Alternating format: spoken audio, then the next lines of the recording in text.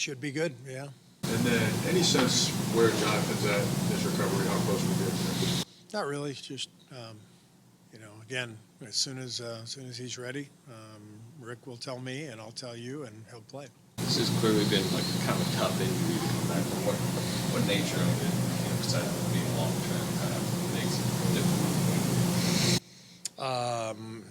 It's just an injury, I mean, there's different injuries. This is a badly sprained ankle, so he's working hard to get back, and until he's back, we're not going to worry about it. He's putting in all the work, and training staff's doing their job. So everybody deals with injuries. We just got to keep going. Coach, you got to work with Brandon Miller with the Team USA select team a little bit. Obviously, he's out now for the season. But what was your kind of thoughts of working with him, and what do you think of his game this early in this game? Really talented player, great young guy. You can see his passion for the game. You could see how excited he was to be there, competing against all those guys. Wants to be great. And I thought the USA basketball experience was really good for him and for that whole group of select team players. It's always a wonderful experience for all of them. But I'm a big fan of Brandon. He's a really good player.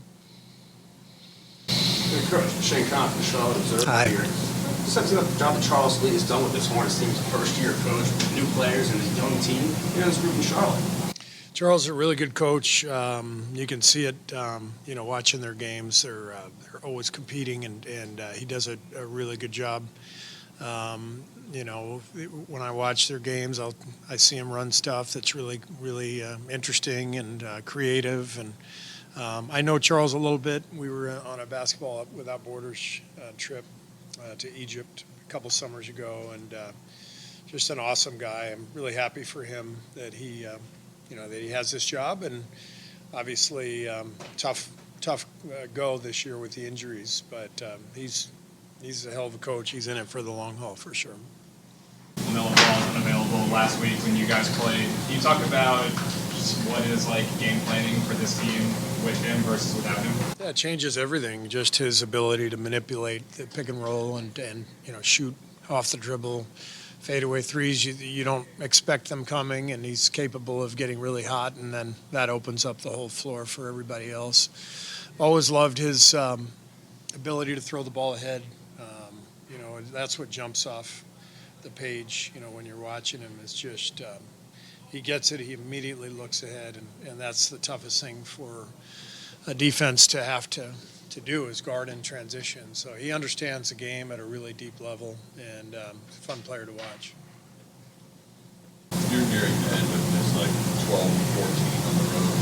Does it feel, Like 12 and 14?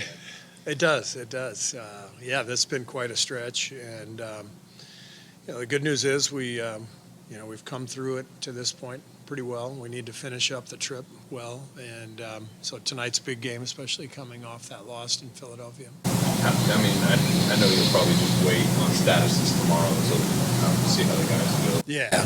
What's your, this late in the year, considering the standings, what's your confidence, just body-wise? Some of your veterans are ready for kind of this condensed finish, including back-to-back. Well, Steph's in a great place right now. His knees are doing much better than they were a couple months ago. So that's a great sign. Draymond seems to be in a good place.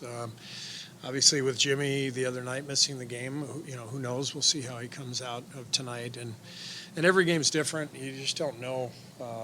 So I don't want to make any predictions for tomorrow, but I can tell you we got nothing planned. We want everybody playing and going, and there's an urgency to everything we're doing, and we're at a point in the season now where we feel like we've gotten through some difficult stretches with some of those guys, on an individual basis. So hopefully they'll stay healthy and we'll be able to play every night. Steph, good player, his final dunk. Are you happy? He told me he saw an angle of it from underneath the basket. He saw me in the background doing like this total body language thing, like sticking my leg in the air, like please make it type thing. And he was cracking up laughing. It's I don't even remember doing that, but Yeah, as soon as I saw him go, I'm just like shaking my head, like, please don't do this. I think it had about a 50-50 shot of going in, maybe 40-60. He did. But I've seen him miss those, and it's we needed that hoop. I mean, the thing I always say about Steph is you can't have it both ways. You can't have him just toe the line and do everything, exactly how you want him to do it, and then also expect him to hit 38-foot fadeaways with the game on the line. So I love Steph's audacity. You got to live with some moments like that. Fortunately, he squeaked it in. Will there be any restrictions on Jimmy tonight? Not that I know of, but I haven't talked to the training staff about it, and obviously we'll see how the game goes.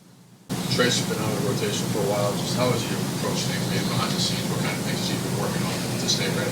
Putting in a lot of time, 3-on-3, the scrimmages with JK, staying ready. We've all reminded him of how quickly things change. He could find himself out there tonight, depending on circumstances. You just don't know. And he's such a great young guy, great teammate, hard worker. So he's staying ready. He'll make the most of it when he gets his time again. Do they do X-rays? I don't know. I don't think that's yet.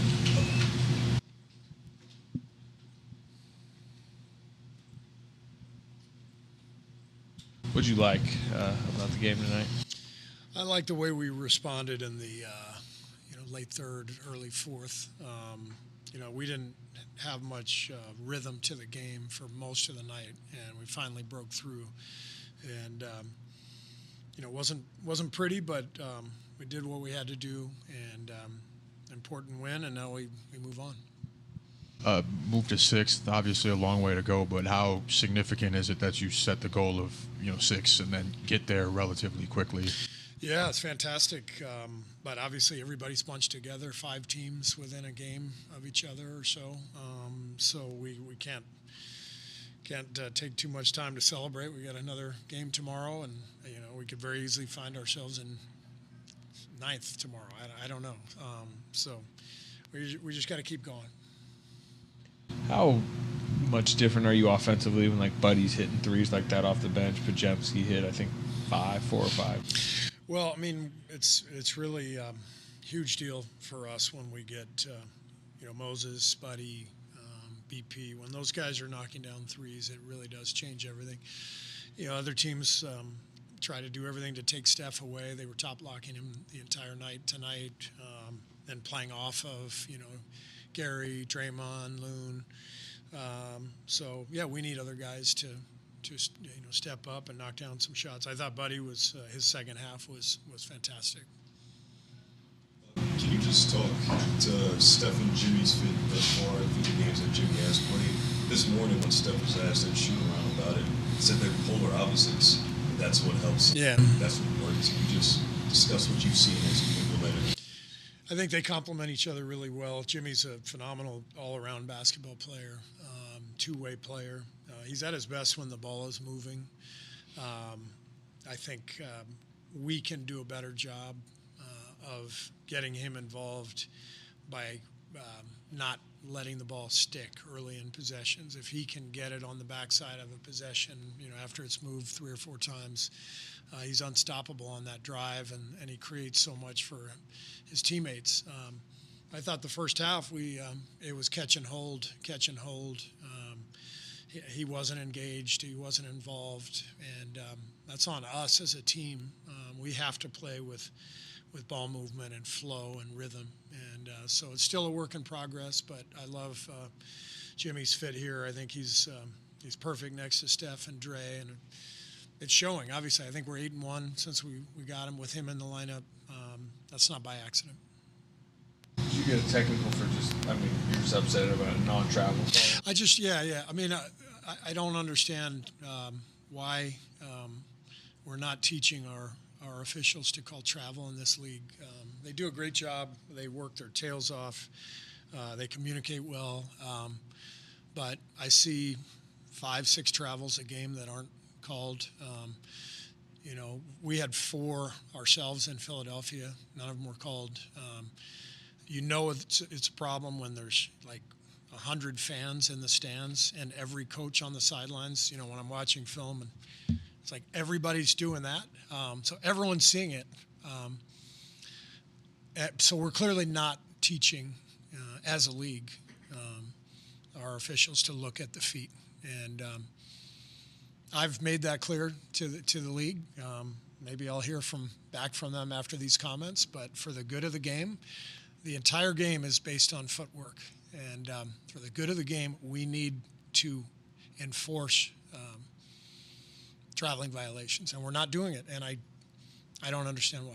It looked like you were pointing at the fans. Was that because people on the stand? Yeah, because the guy across the way is going like that, and like I said, I see it every time I watch tape. There's 3 or 4 plays a game where the whole bench and everyone sees it. So I just think we can do a better job. And like I said, it's about the way we're teaching them. It's not. These guys are awesome. They got brutal jobs and they got a million things to watch. But footwork is the entire basis of the game. And we need to call traveling. It's going to be a much better game if we clean it up. Thank you.